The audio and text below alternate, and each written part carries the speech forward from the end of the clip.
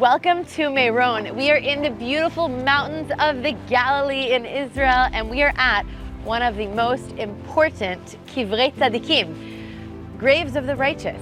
This is the grave of Rabbi Shimon Bar Yochai. Every year on Lag Baomer, hundreds of thousands of people come here to the grave of Rabbi Shimon on his hilula. The hilula is like the celebrations of the anniversary of the day that he passed.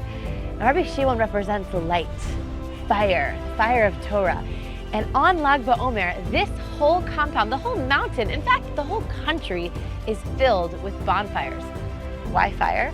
Well, it brings us to the story of the last day of Rabbi Shimon Bar Yochai. Rabbi Shimon Bar Yochai, he gathers together his closest students, and all through the night, he's teaching them deep, mystical Torah that has not yet come down to this world, a new fire, a new light in the world. And honestly, each and every one of us, Tintaleyin, we have a fire, a spark in our soul that connects us, that we feel.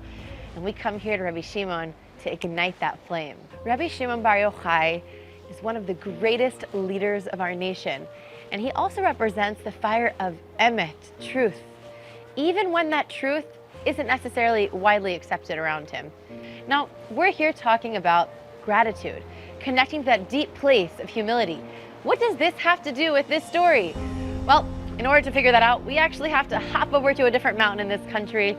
So follow me as we go to Pki'in. We've traveled west. We are in Pki'in, still in the Galilee. Rabbi Shimon Bar Yochai and his son Elazar are fleeing from the Romans, and they run into this cave. They're hiding out for 13 years in the depths of this cave. How are they living here? Hashem does a miracle to sustain them. He creates a carob tree and a fresh stream of water right at the entrance of the cave. Maybe the carob tree that's still here is the same one from 2,000 years ago. Inside this cave, they are busy learning Torah and praying.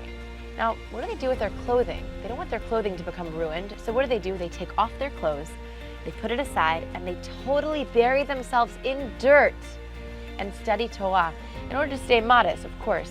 And they're learning the secrets of the Torah.